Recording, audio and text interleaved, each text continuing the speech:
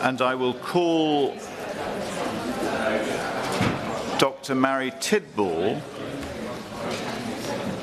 to move the motion. I will then call the Minister to respond. There will not be an opportunity for the member in charge to wind up, as is the convention, for 30 minutes debate. Order, order. Dr. Mary Tidball to move the motion. I beg to move that this House has considered the presumption of parental involvement in child arrangements. It is a pleasure to serve under your chairship, Mr. Weston.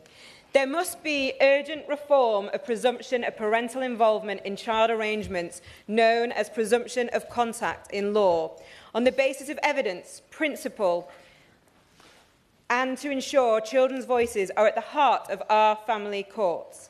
The de facto common law principle of presumption of contact was legislated for by the 2014 Children and Families Act, amending the Children Act 1989 in section 1, 2A and 2B. This legal principle means parents should always be given contact with their children, even in circumstances where there is a known domestic abuser. I'll make further... I can, yes. This is a really massive issue, and well done to you for bringing it forward. Thank you. In this world we live in, it's always the most innocent who suffer the greatest in a family breakdown, and it's always the children. Does the Honourable Lady not agree that we must do more to ensure that where there is a doubt for safety, there are supervised parental visits available to utilise, and that getting this right is an essential part on the battle against violence against women and children? I certainly do agree, and in order to illustrate why I agree, I want you to imagine a school night with a child being repeatedly asked by his father if he had completed his homework. The child replied in an exasperated tone, yes.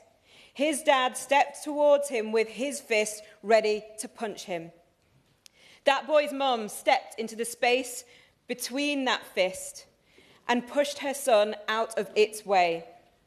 The full force of that fist hit her so hard that she was spun round and fell down the stairs, bruising her arms, legs and back. From the top of the stairs, the child's father shouted to his son, "Look what you made me do." Imagine the scene of that same boy being driven to tears after that same father made his brother eat peas until he was sick. The boy's mother left her husband, taking the children with her. But imagine a scene 6 months later where their father barricaded a Kafkas officer in her office for 15 minutes. Social services were aware of that same father who had made statements that he was capable of killing. Then imagine a situation where, despite knowing all of this, a family court permitted that father of those two boys 5 hours unsupervised contact per week.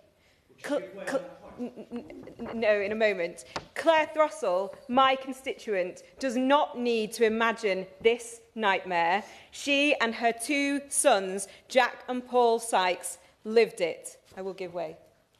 I thank my honourable friend for giving way.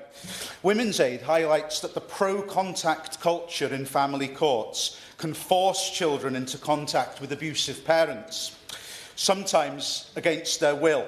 Does she agree that it's crucial for family justice agencies to recognise children as victims in their own right, as outlined in the Domestic Abuse Act 2021, to prioritise their welfare and, most importantly, save lives? I do indeed, and I will return to that point later, not least because Jack and Paul Sykes had told those social services, their social workers, that they were scared of their dad, with the youngest telling them he was pure nasty. Their secondary school was so concerned about the domestic abuse at home that they also alerted social services. Yet, on a 2-hour contact visit permitted by a family court and allowed to go ahead by that same Kafkas officer, Jack and Paul were locked in the attic by their father using gasoline. Their dad then set multiple fires alight across their home. Paul, aged 9, died at the scene after his elder brother tried to save him. And then Jack, aged just 12, died later in hospital. The father also killed himself in the blaze. Jack and Paul Sykes were supposed to return to their mother Claire that night. Instead, the boys died at the hands of a known domestic abuser. Their voices were not heard by social services, nor by the court. Cafcass never heard their voices either. In fact, the day Jack was supposed to speak to Cafcass for a welfare assessment was the very same day Claire cradled him in her arms as he died. The only time Jack's voice was heard was when he was held in the fireman's arms, as he used the last of his strength to say, "My dad did this, and he did it on purpose." I will give way. She is making an immensely powerful argument. It's a tragic tale. I wonder, would she agree with me as well, that as well as domestic abuse being taken into account, also those perpetrators of child sexual abuse should be also taken into account in relation to parental involvement. I support the campaign of my constituent Beth Ann Parkinson, and that amending Jade's law to that effect to include domestic abuse and child sexual abuse would be a very useful step forward. I do agree, and I will discuss some of my further proposals later in my speech. Jack and Paul would never have been in the reach of a known domestic abuser were it not for the presumption of contact. While schools have a statutory responsibility to report suspected incidents of domestic abuse, in contrast, the presumption does not put the children of known domestic abusers first. 10 years on, this place must hear Jack and Paul's voices reverberate loud and clear, because tragically, their voices are not alone. Women's Aid found evidence of 48 child deaths at the hands of a known domestic abuser that took place following a permitted contact visit over a 20-year period between 1994 and 2015. The Domestic Abuse Act 2021, as my honourable member mentioned earlier, recognises that children are victims of domestic abuse in their own right, and child contact is a known risk indicator for domestic homicide. And yet, we still do not know the true scale of the problem. The vast majority of court reports aren't published, with only 10% of rulings coming to light. Only last month, the sentencing of Sarah Sharif's known domestically abusive father and stepmother for her murder showed all of us that action is urgently needed to change the law. Her life must not be forgotten. I see the member for working. I will give way and then I will return to my... Thank you very much for giving way. As the MP for Zara Sharif, I'm very thankful that you've raised her case here. And I know the Honourable Lady is aware that I've called for an immediate safeguarding review to understand the reasoning why. However, it appears that the perverse incentive for parental contact and the fact that Zara was given custody to the father contributed to her death. Does she agree that family courts and that perverse incentive needs to be changed? I absolutely do agree, and I will return to my proposals for reform later in my speech. I'm happy to take the intervention now from the Honourable Lady. I thank my honourable friend for giving way. She's making an immensely powerful speech. It was extremely moving yesterday for the Education Select Committee to hear directly from her constituent, Claire Throssell. Claire's work in the context of her own unbearably painful experience is deeply inspiring, and I pay tribute to her. One of the things that we heard from Claire yesterday is how problems in the family courts, including but not limited to the presumption of contact, have knock-on consequences for the wider work of child protection. So I want to ask my honourable friend whether she will join me in calling on the Minister, who is here today, to listen to and respond to this debate, to ensure that there is strong and joined-up, effective working between her department and the Department for Education, so that we make sure that everyone who has a role in the protection of children is doing the most effective work possible. I do agree. We have said we will take a mission-centred approach in government, and particularly to halve violence against women and girls. And I will return to that point later. And just so that for the reference of Hansard, Claire Throssell, MBE, is with us in the chamber today. Will the honourable member give way? I will give way. I'm really grateful, and my honourable friend is making the most powerful of speeches. I do also want to say we need joining up with the police service. My constituent fears every day her children are in contact with their father, and therefore it's really important that we look at those thresholds, particularly with the CPS, of prosecuting cases as well. I do agree. As someone who has worked in criminology and criminal justice for over a decade, the need for us to move beyond siloed working could be no more important than it is in these sorts of cases. Just yesterday, we learnt that the man who Kiana Dawes named as her killer when she committed suicide wants to launch a custody battle over their daughter, saying, "I'm coming to get you, baby girl." This man has been jailed for 6.5 years for assault and controlling behaviour on Kiana. Our current law would allow this person to have unsupervised contact with their child. Would my honourable I will member give way. First of all, I would like to thank the honourable member for securing this such an important debate and for making such a powerful speech.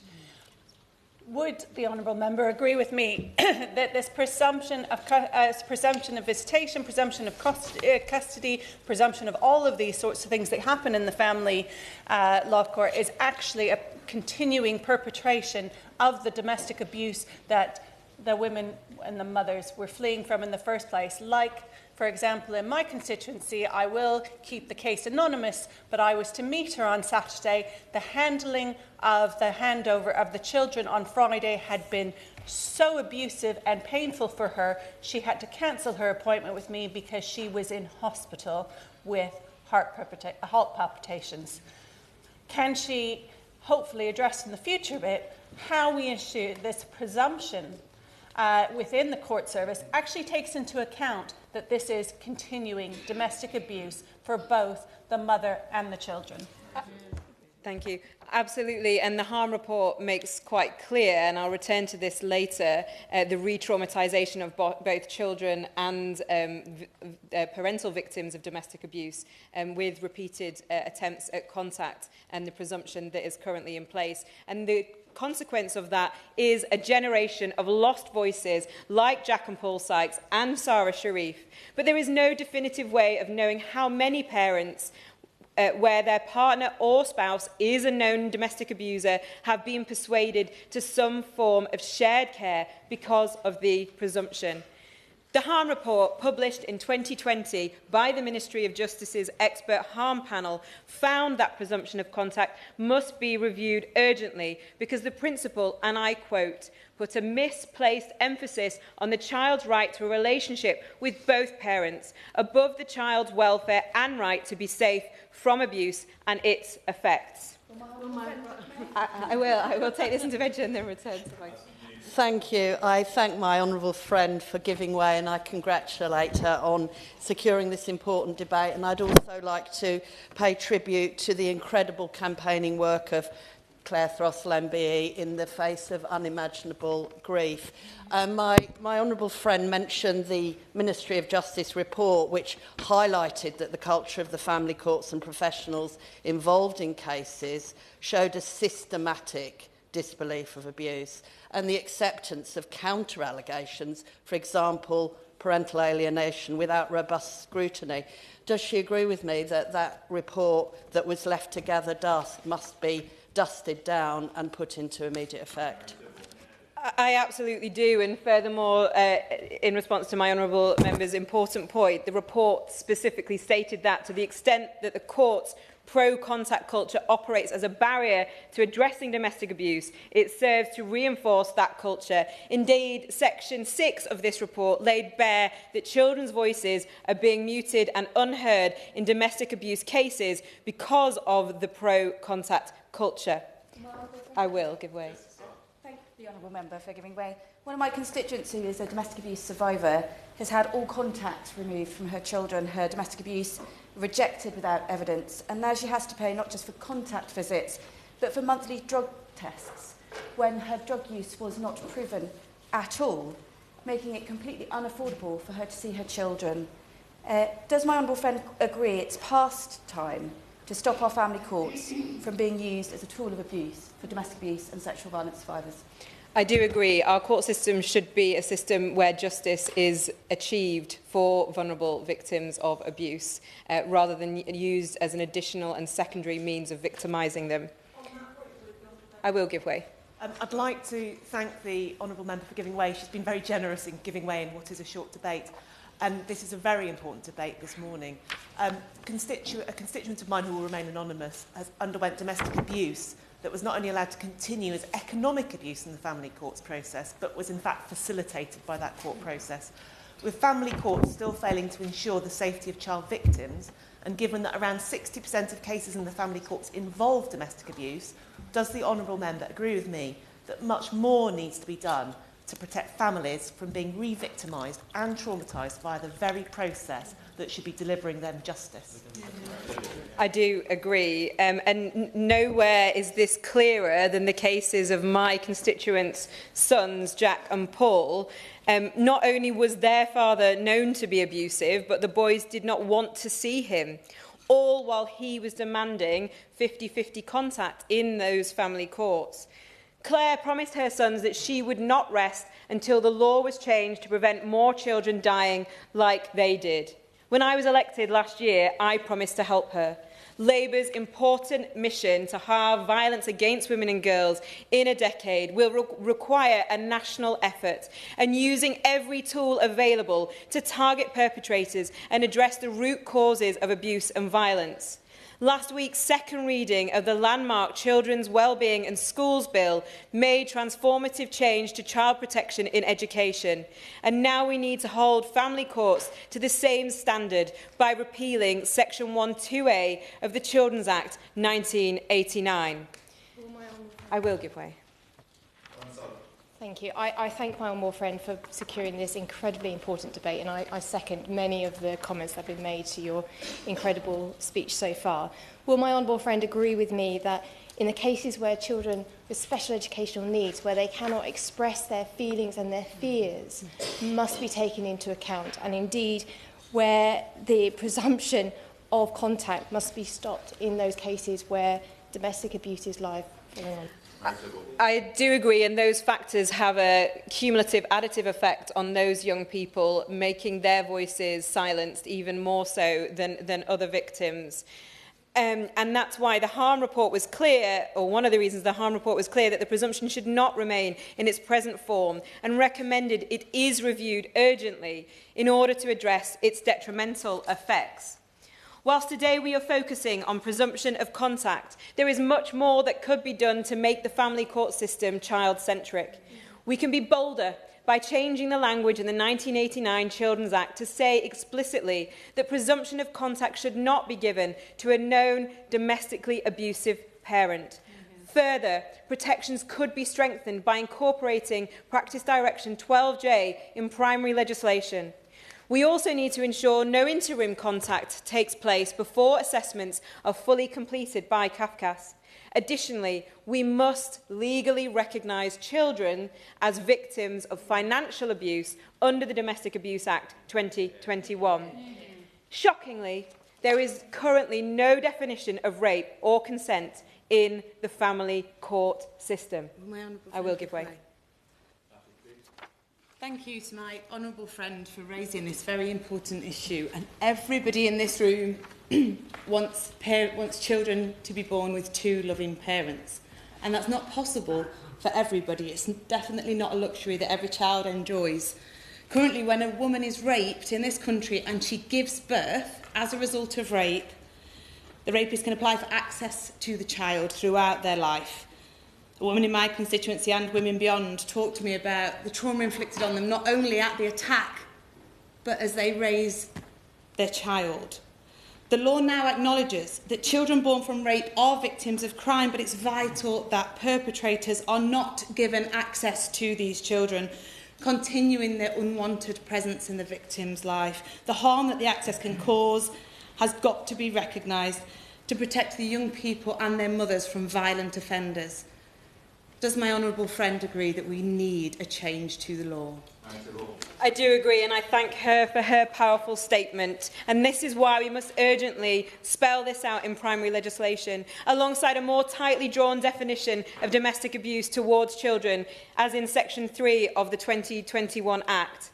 Over 4 years have passed since the UK Government launched a review of the presumption, as recommended by the Harm Report, but no response was made by the Conservative Government.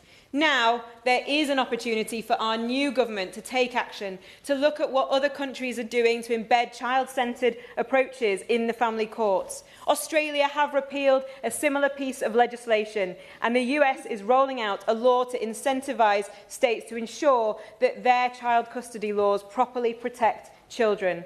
We must show leadership and be a beacon of light for children's rights around the world by changing the law, so that the family courts prioritise children's welfare and safety over the privilege of parental contact rights. Our government must do what the previous Conservative government failed to do by taking a child-centred approach and changing the law on presumption of contact. No more towns like mine left to grieve. No more parents given the ultimate sacrifice of a life sentence of losing a child at the hands of an abusive spouse or partner.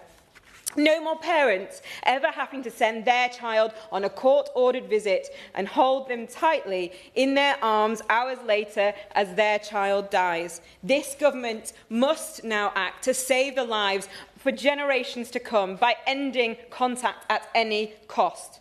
So let's not just imagine a world where the voice of children are put at the heart of our family court system, where children like Jack and Paul are listened to, not ignored, where they have a childhood free of fear and oppression, where children like Jack and Paul live the lives they deserved to live. Minister, I urge you to do all you can to make that world a reality. Yeah.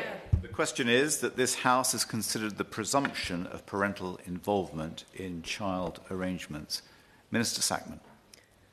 I thank my friend, the Honourable Member for Penistone and Stocksbridge, for securing this debate on an incredibly important subject. I'm deeply sorry for what your constituent Claire Throssell has been through. The loss and the trauma that Claire and her family have experienced is unimaginable. Frankly, it's unspeakable. And the resilience that you, Claire, if I can address you directly, that you have shown in the face of the devastating loss of Jack and Paul is astounding. Your commitment to campaigning and advocating for children and adults who have experienced domestic abuse is inspirational, and you are shaping the national conversation on this issue. I'm extremely grateful to you, the Honourable Member and Claire, for the time spent with Minister Davis-Jones back in November to discuss the presumption and the wider issues surrounding it. There is no question that protecting vulnerable children from violence and abuse must always be a first priority for the state. And in that mission, the family courts have a vital role to play in protecting children and in safeguarding victims of violence against women and girls. So what does the statutory presumption, which we've been discussing today, do? The presumption, as currently designed, has two important aims. The first of those is to ensure that any parent that poses a risk to their child can be prevented in law from being involved in their child's life. And the second aim is to ensure that when safe, and only when safe, that children are able to maintain some form of relationship with their parent after separation. Under our law, under our current law, the child's welfare is, as it must be, the paramount consideration. This is known as the welfare principle, and it's enshrined in Section 1 of the Children's Act. The presumption reflects an understanding that where it's safe, and only where it's safe to allow it, and where it would be in the best interests of the welfare of a child, both parents being involved in a child's life is a goal of family justice. So the Children's Act sets out this two-stage process, and it's important that we understand what that process is and how it works when family courts come to consider it. Firstly, the court will consider if a parent can be involved in a child's life in a way that does not put that child at risk of suffering harm. And if it can't be assured of that, then the presumption doesn't apply.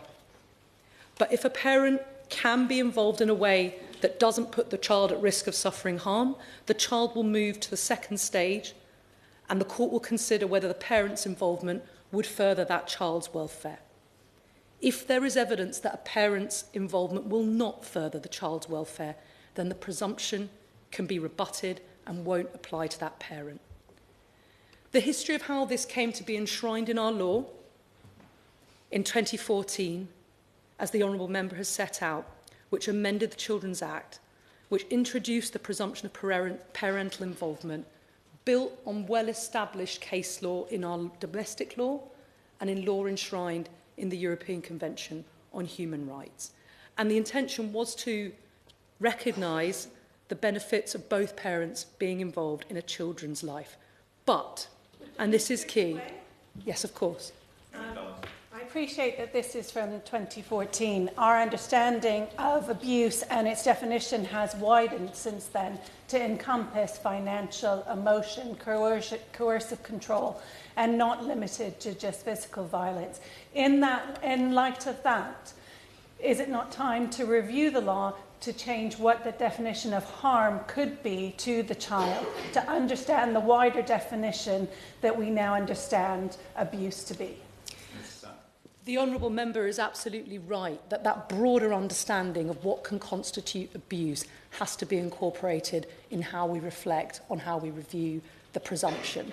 The point that was made earlier by a number of members, that family courts themselves must never be locations where victims can be re-traumatised by the legal process itself, is vitally important. It's important too that at the centre of our family courts and of family law, that the best interests of the child and the safety of the child are always the central focus of any decision making. And if we were to ask any family court judge, they would reiterate that that is the law and that is the law that they apply. But it is right that review has taken place, and the government understands the concerns that have been so eloquently raised today.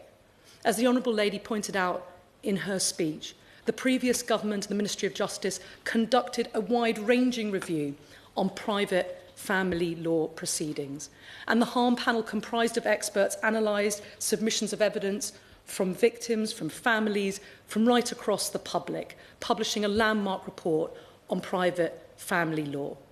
As I've said, family courts must never be a tool that domestic abusers can continue to exert their coercive control and abuse over others. The panel recommended that we do look at the presumption of parental involvement and that be reviewed, because in many cases, in some cases, it is leading, as we've heard, to negative and unintended consequences. That review has been undertaken, and this government will be publishing its findings. What we are grappling with at the moment is what the policy implications of the findings of that review will be. It wouldn't be right of me to preempt the publication, but it is on its way. And as soon as we can publish it with our response, our policy response to it, we will. It's important, as with any review. Yes, I'll give way. Thank you very much, Minister. May I ask for some advice then? If some of our constituents have found that the family court's process and procedures have led to re-traumatising of victims, can I ask for some advice on what we can offer advice to our constituents to do in that case? As you've eloquently set out, it is not designed to do that, but it is occurring. So what advice could we offer? It's right that if that is what's being experienced, that needs to be fed back. HMCTS has complaints processes.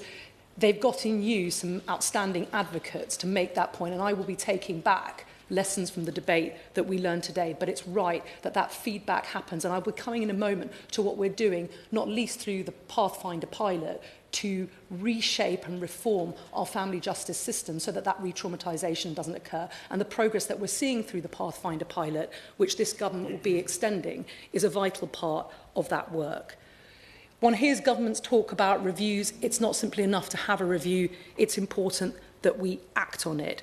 We are not waiting to act. As others have said, this government has a landmark ambition to halve violence against women and girls within the next 10 years. And there is a role for our family courts to play in achieving that wider culture change. Others have made the point that we need joined-up, mission-based government. Order, order. The sitting is suspended now until 2:30 p.m. Well, I thank you.